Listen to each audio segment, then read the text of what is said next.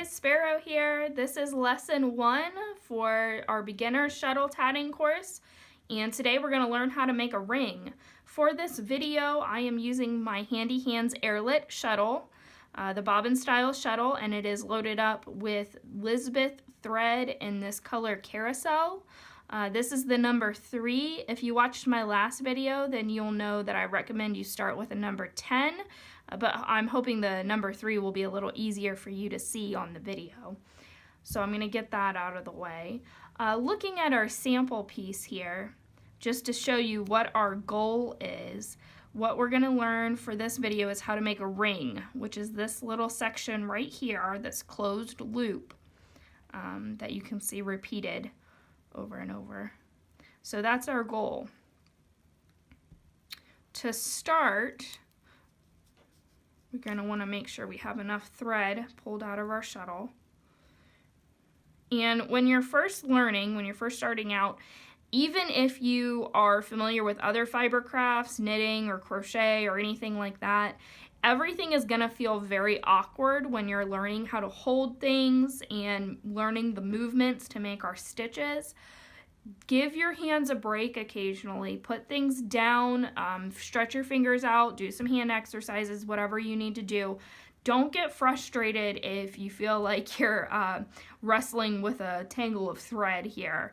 It feels awkward for everyone, no matter how old you are or how many other crafts you've done, whether you've never done anything before or you are a master at other types of lace making.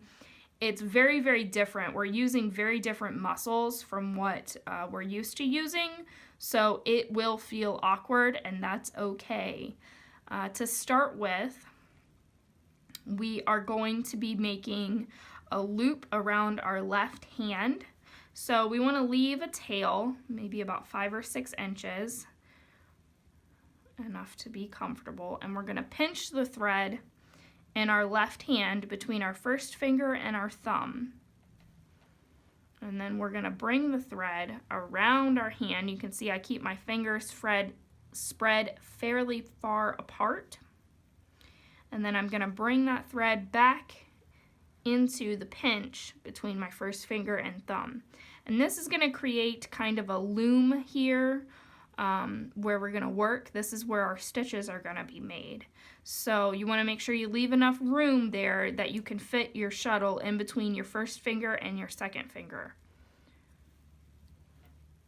Okay, and we're going to hold the shuttle in our right hand, pinching it loosely between our first finger and thumb of our right hand. And I like to make sure that the thread is coming out pointed towards our palm, away from our hand. It just makes it easier to make sure everything ends up where it needs to be, and I like to make sure it's coming out of the top edge of my bobbin here. And just another little tip, I always make sure that my hook is pointed the same direction as my thread. Just a good habit to get into for making your workflow a little easier down the road once we get into doing joins and things. So, bobbin in our shuttle in our right hand, and we are going to wrap the thread around the back of the right hand, coming across the knuckles there. And to make the first half of our double stitch, we are going to slide the thread of our left hand here, this thread here. We're going to slide our shuttle under and then back over, making sure that this loop here around our right hand, making sure our shuttle goes through that loop. And we're going to tighten that down, just pull the shuttle until that gets where it needs to go. And as you can see, this is actually pretty unstable. It'll want to roll around on you and kind of get messed up. That is because this is only half of our stitch. If you can tell by the name, a double stitch is made in 2 halves. So in order to stabilize this, we're going to hold on to that very tightly so we don't lose it and make the second half of our stitch. And we're going to essentially do the same thing, but we're going to reverse it. We are not going to loop the thread around our right hand. We're going to leave it loose. And we're going to slide our shuttle over and then under, pulling it around there. And you'll see there's now a loop at the bottom, a loop of thread at the bottom, and that's what we want our shuttle to go through. We want to make sure it goes through that loop. And we're going to pull that down and tighten that. And now we have a complete double stitch. Now you should be able to pull your tail and slide those stitches. And as you pull, this ring around your hand is going to get smaller. And then if you pull at the top here, it's going to get bigger because we're just moving that thread around. And we're just going to repeat those motions. Under, over, over, under, over and over and over again. And that is how we make our double stitches. So practice this motion several times until you feel comfortable with it.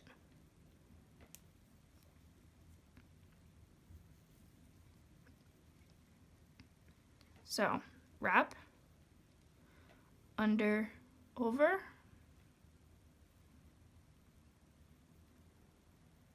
no wrap, over, under. And the more of these that you make, the more stitches you'll start to see emerge.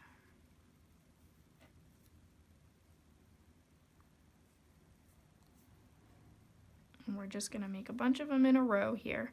As you can see, they kind of look like a little pie symbol in math, not like an actual piece of pie, but like a math pie, P-I, where you've got two little legs and then this cap across the top that makes this little bump. And when counting stitches, we count both halves as one stitch. So if I were to count my stitches here, I would have 1, 2, 3, 4, 5. And it's easier to count those little bumps across the top to keep track. And I'm just going to make a couple more here.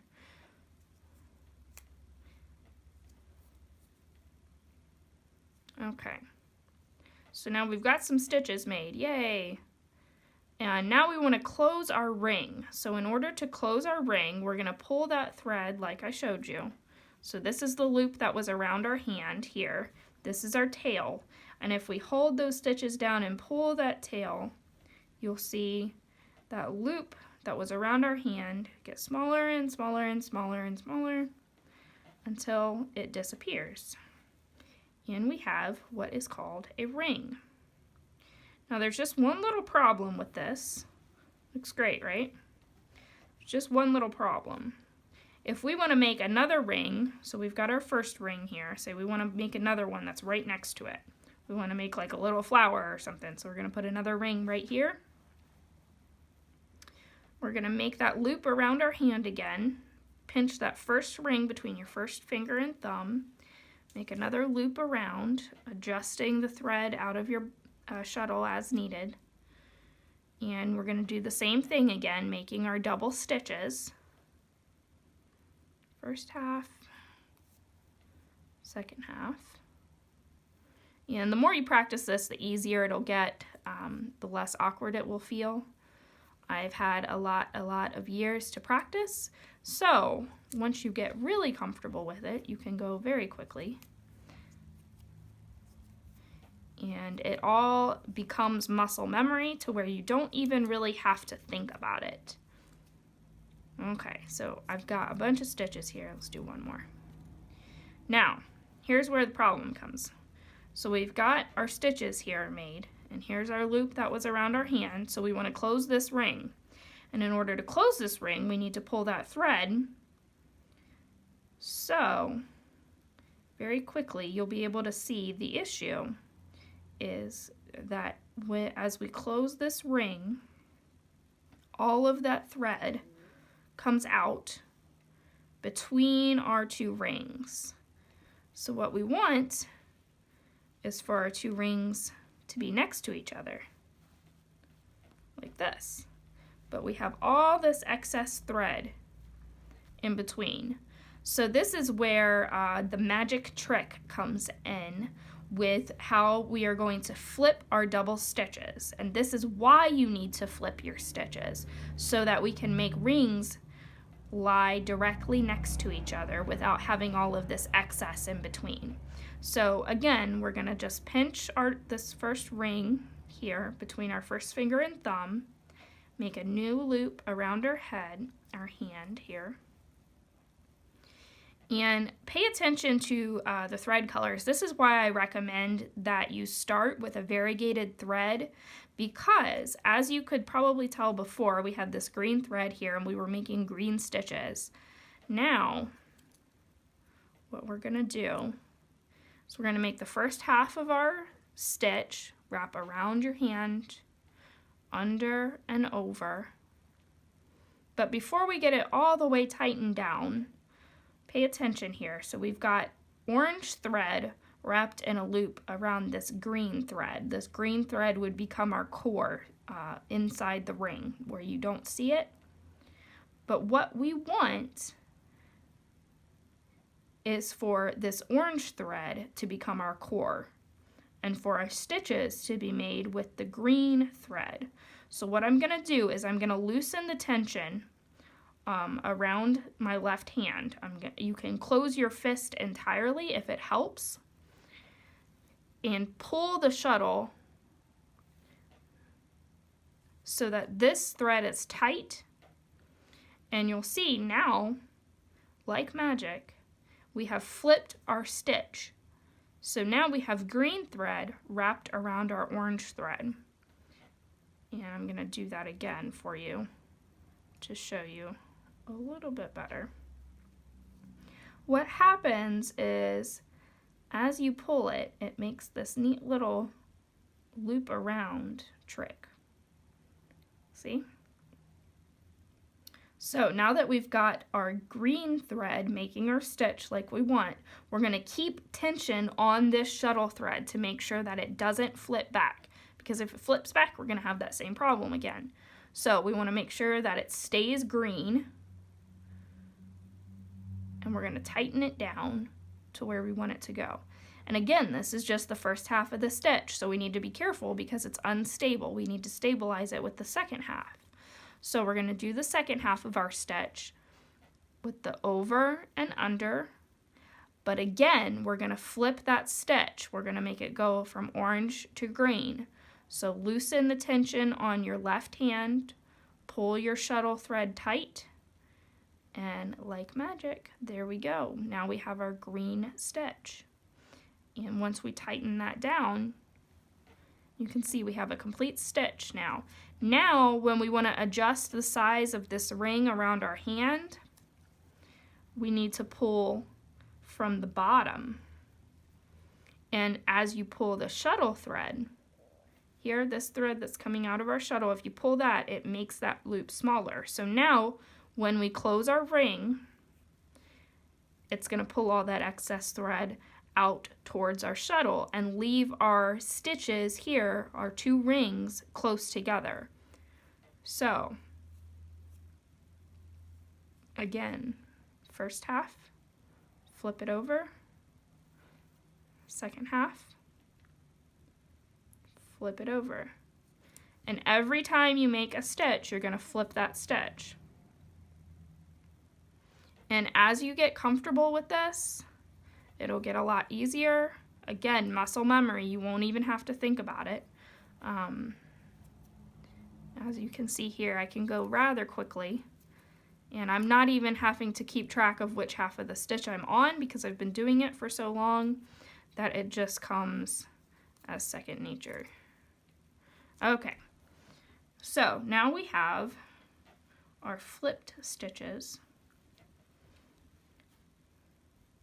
So this is the ring that was around our hand. This is our previous ring. and we're going to pull our shuttle thread to close that ring.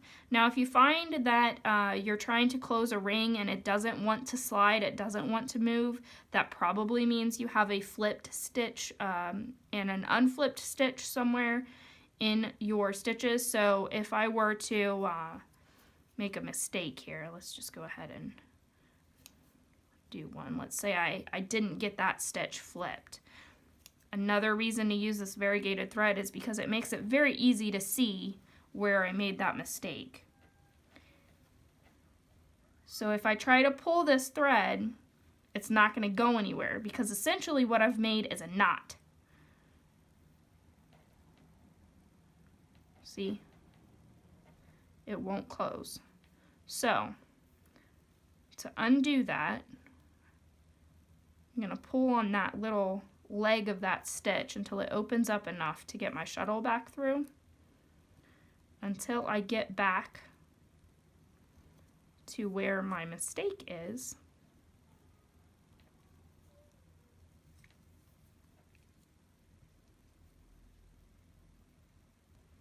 And sometimes it can be helpful if you have a pick or a hook on the end of your shuttle to kind of get that in between there and pull those apart. Okay, there, see? Now I'm gonna make sure that that stitch gets flipped. Make sure it's a complete stitch. And now, when I pull on my shuttle thread, it will close the ring. Like so. And there we go. We have two rings next to each other. Now, I generally recommend that you practice making these just all in a row.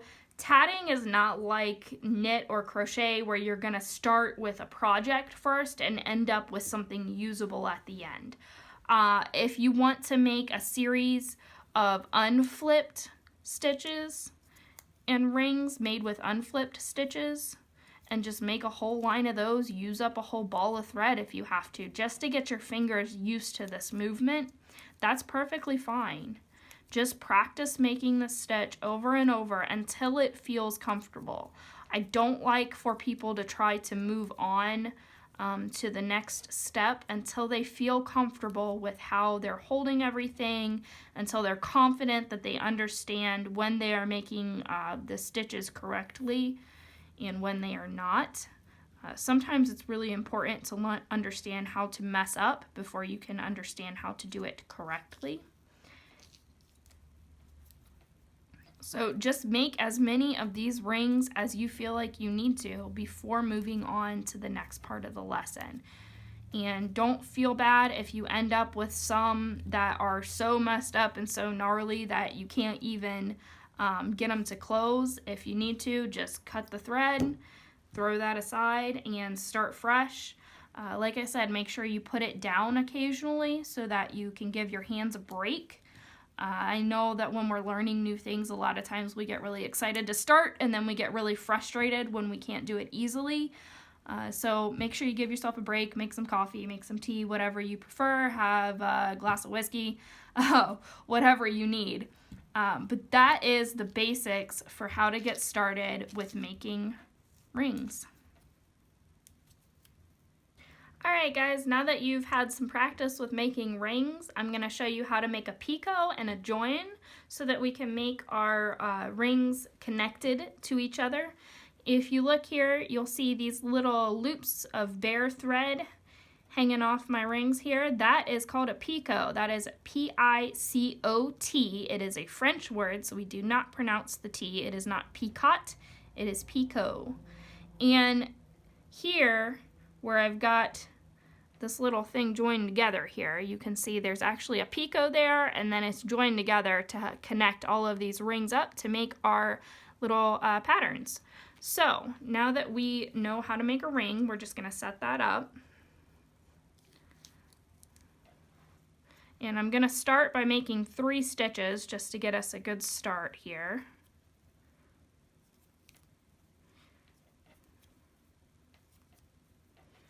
And then to make a picot, It's actually very simple. All you do is leave a space between your double stitches. So these, I've tightened them all the way down so they're right next to each other. But to make a picot, we're gonna leave a little bit of space, like so. So there's my last double stitch, and now I'm gonna make a new double stitch, but I've got maybe 1/4 inch of thread here in between. I'm gonna hold that in place so I don't lose it while I complete my stitch. And now, as you can see, when I slide those stitches next to each other along our core thread here, I'm left with this little loop of orange thread between our stitches, and that is a picot. Now you can make these bigger, you can make them smaller. I'm gonna do a couple more stitches in between here. So I've got 3 more stitches there. So I'm gonna make a small one. And then to make a bigger one, you would just leave a lot more space.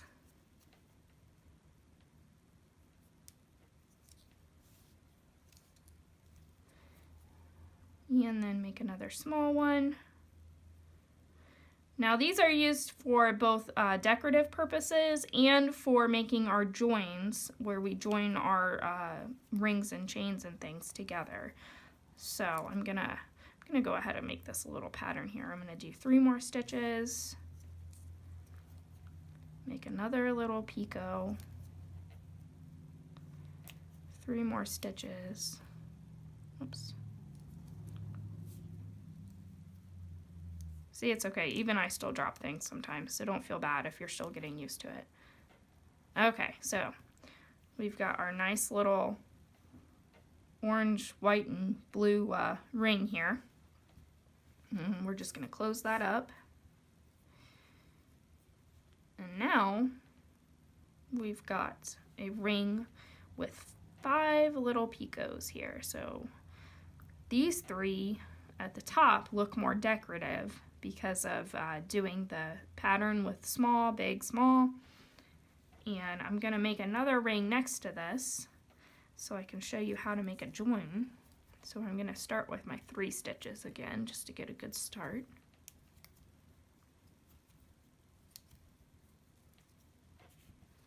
Okay, so to make a join, I've got this little picot here, and I'm going to use the hook on the end of my shuttle. If you don't have a hook on the end of your shuttle, you can use a separate hook. It works just fine. What I'm going to do is I'm going to go under my thread here, and I'm going to go through the bottom of that picot. Pull a loop of my hand ring, the thread that's on the top. So this thread here that makes our stitches, that's what we want to pull through. So we're going to pull a loop of that thread through the picot. So now we've got this little loop of thread here, and we're going to put the shuttle through that loop, like so. And then as we tighten it back down, you'll see now our 2 rings are connected by this join here. And we're going to count this as the first half of a stitch. So instead of starting with the first half again, I'm going to do the second half of my stitch and complete that. Now if I were following a pattern, I've got 3 stitches here. If I wanted to make 3 stitches like I did here previously, I'm going to count this as 1 stitch. So I'm going to make 2 more double stitches. And then I'm going to repeat this pattern of small, large, small picots with 1 stitch in between each. So small, large. And this is where a picot gauge can come in if you really want to make sure you get those just perfect and get them all exactly the right size. I just kind of eyeball it, especially if you're practicing. There's no need to throw another tool in there and get too confused. Okay, so I'm going to do 3 more stitches. So I've got 1, 2, 3. I'm going to do my small picot.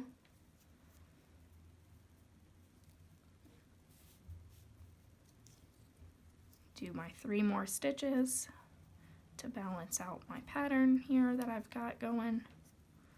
1, 2, 3. Close my ring.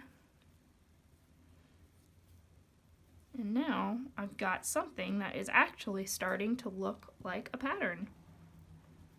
Unlike the mess of rings you probably made from the first half of this video that just look like a pile of thread with some little loops in between, this is actually starting to look like something. So if you wanted to, you could actually make this into a little flower or a butterfly, whatever you want to call it.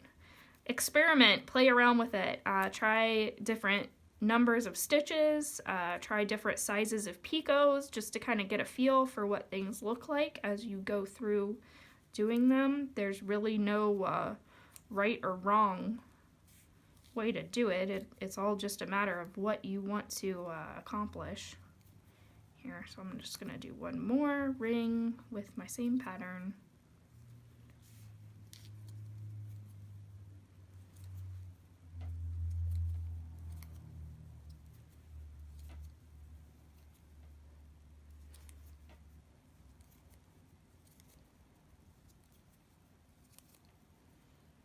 Okay, and there we go. Now I've got 3 rings all in a row,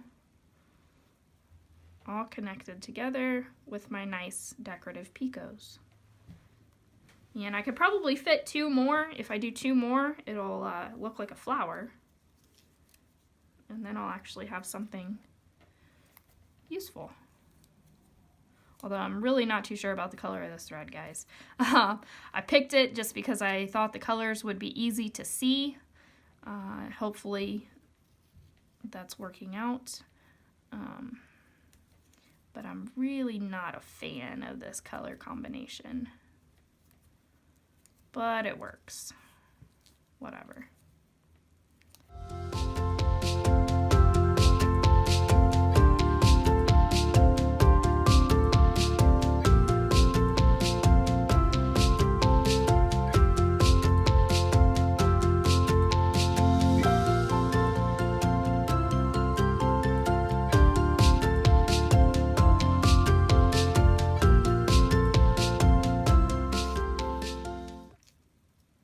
Okay, I have gotten to my final ring here, if I'm going to do 5 rings all in a row. And now that I've made it to that very last picot, what I actually want to do is join it back to my very first ring. And this can be a little awkward, so what you want to kind of do is fold that in half. So I'm going to put my little loop back on my hand, and I'm going to fold that in half so I can get at the back of this picot here from my very first ring. And I want to give it a little twist so that I can get at it the right direction and pull my thread up through that picot. And like I said, this can be a little tricky. So just play around with it, figure out how to hold everything so you can figure out what works for you. Again, there's really not a right or wrong way. It's just a matter of figuring out what's comfortable and getting the result that you want. Okay, so I've got my join there, and I'm going to finish this off. Make my 3 double stitches and close my ring.